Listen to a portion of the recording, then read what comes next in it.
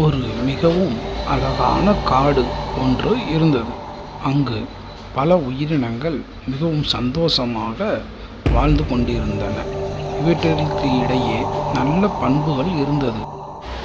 அங்கு சிங்கம் ஒன்று ஆட்சி செய்து நல்ல சிறப்பாக மக்களை பார்த்து கொண்டிருந்தது. மற்ற விலங்குகளை அது அழகாக சேர்த்து நட்போடு பழகி நல்ல வழியில் வழிநடத்தி கொண்டிருந்தது.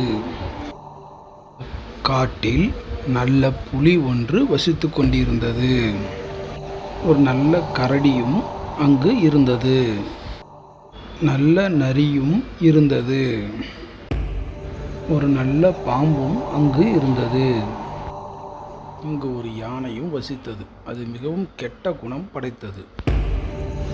இந்த யானை தான் பலசாலி என்றும் தான் மற்றவரை விட அறிவு அதிகம் படைத்தவர் என்றும் நினைத்து கொண்டு யாரையும் மதிக்காமல் வாழ்ந்து கொண்டிருந்தது. காடு மிகவும் வறண்டது. கோடை காலத்தால் தண்ணீர் மிகவும் பற்றாக்குறை. அப்பொழுது எல்லாம் கூடி பேசி கொண்டிருந்த யானை மட்டும் ஒதுங்கி நின்றது. யானை நம்மை எப்பொழுதுமே மதிப்பதில்லை. நாம் ஒன்று கூடும் இடங்களில் அவை சேருவதும் இல்லை. நம்மை மதிக்கவே மாட்டுகிறது. அதற்கு ஒரு பாடம் கற்றுக் கொடுக்க வேண்டும் என்றது நரி. அதற்கு கரடியார் கூறினார், நாம் ஒன்றும் செய்ய தேவையில்லை. இறைவனே அதற்கு நல்ல பாடத்தை கற்பிப்பார் என நான் நம்புகிறேன். கண்டிப்பாக இது நடக்கும் என்றது.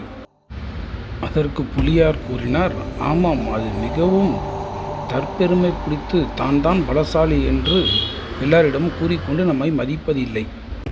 அதற்கு பாம்பு கூறியது, நாம் இவ்வளவு கஷ்டத்திலும் ஒற்றுமையாகவும் நட்போடும் பாசத்தோடும் பழகிறோம். கண்டிப்பாக யானைக்கு இந்த நிலைமை நம்முடன் வந்து சேரும் நிலைமை வந்து சேரும். இது இறைவனின் சித்தம் என்றது. திடீரென ஒரு நாள் மேகங்கள் சூழ்ந்தன. காடு கருங்கும்மென்று இருட்டாகினது. மழை வரும் போல் தோன்றியது. மிகவும் இருட்டு, கும்மென்று இருட்டு கூடியது. மிருகங்கள் அனைத்தும் வீட்டை நோக்கி ஓடின. வெளியில் அதிகப்படியான மழை பெய்கிறது. நல்ல வேளையாக நாம் அனைவரும் பாதுகாப்பாக இங்கு வந்தோம். அந்த யானையை மட்டும் காணவில்லை. என்ன செய்வது என்று அறியவில்லை என்றது பாம்பு. பாவம் யானை. யானை சற்றும் பயப்படாமல், இந்த மழையெல்லாம் நம்மை ஒன்றும் செய்து விடாது. ஏனென்றால் நாம் மிகவும் பலசாலி என்று பெருமை பேசிக் கொண்டிருந்தது. காற்று இருக்க இருக்க மோசமானது. மரங்கள் அனைத்தும் ஒன்றன் பின் ஒன்றாக உடைந்து முறிந்து கீழே விழுக ஆரம்பித்தன. யானை சற்றும் தளராமல் நான் பலசாலி என்று பெருமை பீத்திக் கொண்டிருந்தது. கரடியார் அப்பொழுது குகையை விட்டு வெளியே வந்து யானையை பார்த்து, யானையே, மழை வேகமாக பெய்கிறது. நீனும் எங்களுடன் வந்து பாதுகாப்பாக இரு என்றது. யானை கூறியது, நீ வேலென்றால் பாதுகாப்பாக இருந்து கொள். நான் மிகவும் பலசாலி.